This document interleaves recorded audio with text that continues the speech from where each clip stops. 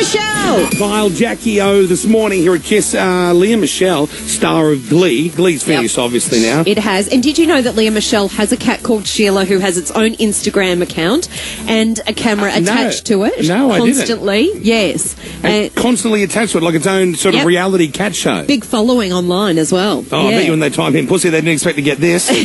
Different kind. Now, what's this thing called? It's a, you told me about, what's this? Whiskers Catsacan.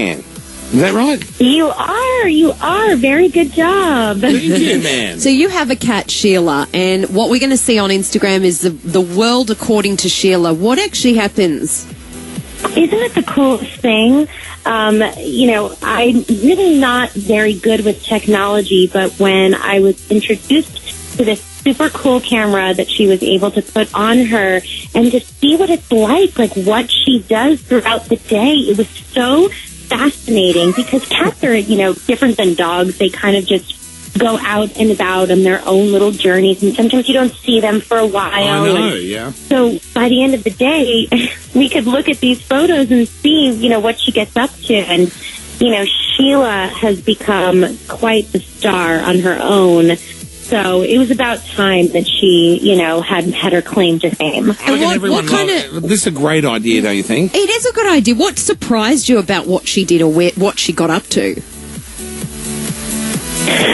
Wow, I guess it was more what everything looks like from her perspective. I mean, she was basically just doing her typical cat stuff, lounging around and eating and, hanging out with us. But what's so fascinating is to sort of see what we look like from her perspective, or a lot of times she'll hide under the bed. And so to see these sort of pictures from her, point of view of just our feet from the bottom of the bed or something like that. It's really fascinating. So who does Sheila follow on Instagram?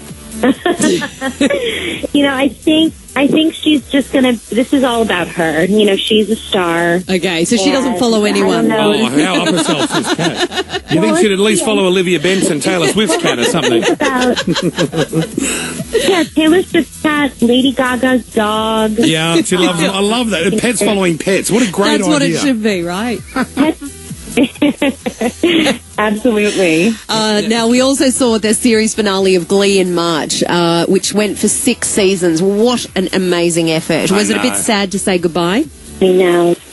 It was really sad. I swear, any of the Glee cast members, if you asked them, this was such a long journey and such an amazing experience. But whenever we get asked the question, when did you guys know that the show was going to be a hit?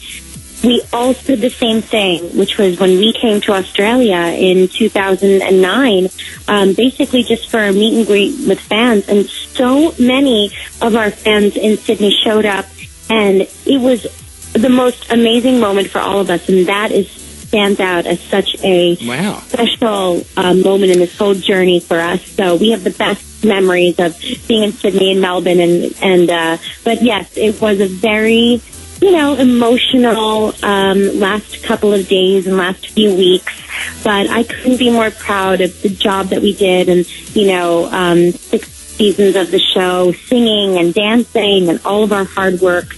I couldn't be more honored to have played Rachel Berry for that long. Speaking of that, did you always audition for Rachel? You hear of a lot of people who had originally auditioned for a different character and then ended up getting another one. Was Rachel always the one you auditioned for?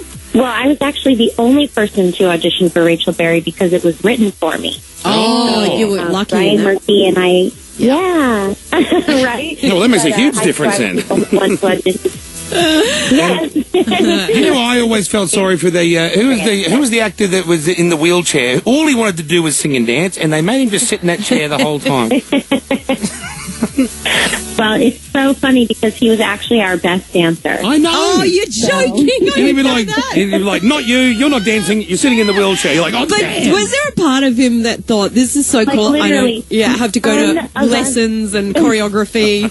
None of us could dance, and he was the greatest dancer, and he was but he did an amazing job. And actually, when we did all of our concert tours, and we went all over, the United States, and we went to a couple stops in Europe, and he did the whole concert tour in the wheelchair, dancing along with us, running around from one side of the stage to the other. Yeah, and cool. It was really amazing because we had and I think it was a great thing to show a lot of, children who are also, handicapped, that what Kevin did, I know he was such an inspiration for all of them. And, Absolutely. Each one of us played a character. Yeah. Yeah, that's what the thing about Glee was good, is that so many different kids from any different backgrounds or different sort of different weights, shapes, sizes, colours, they could all relate to someone on the show. I think that's what everyone loved about it. Now, what are you doing moving forward?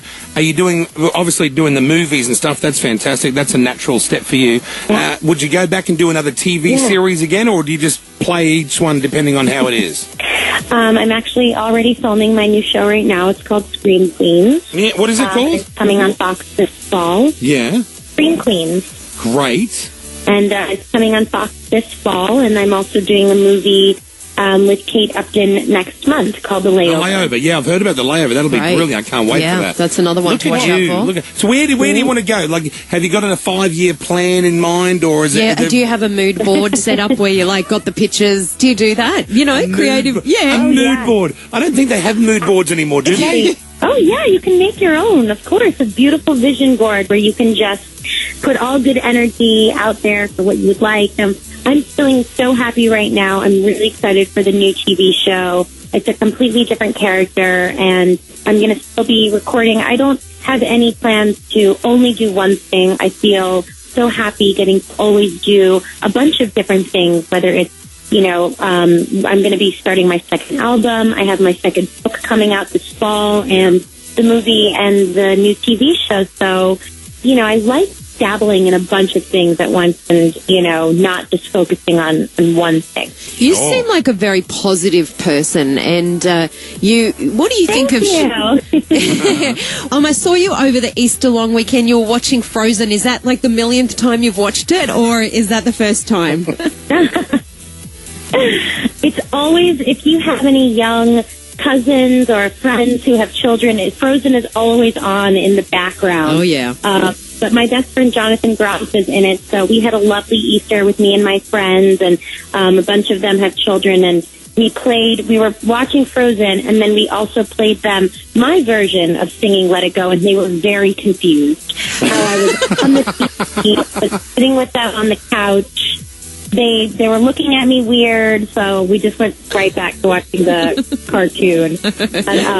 But it is pretty amazing. It's like how they make Chinese food addictive. I think that's what they do with Frozen.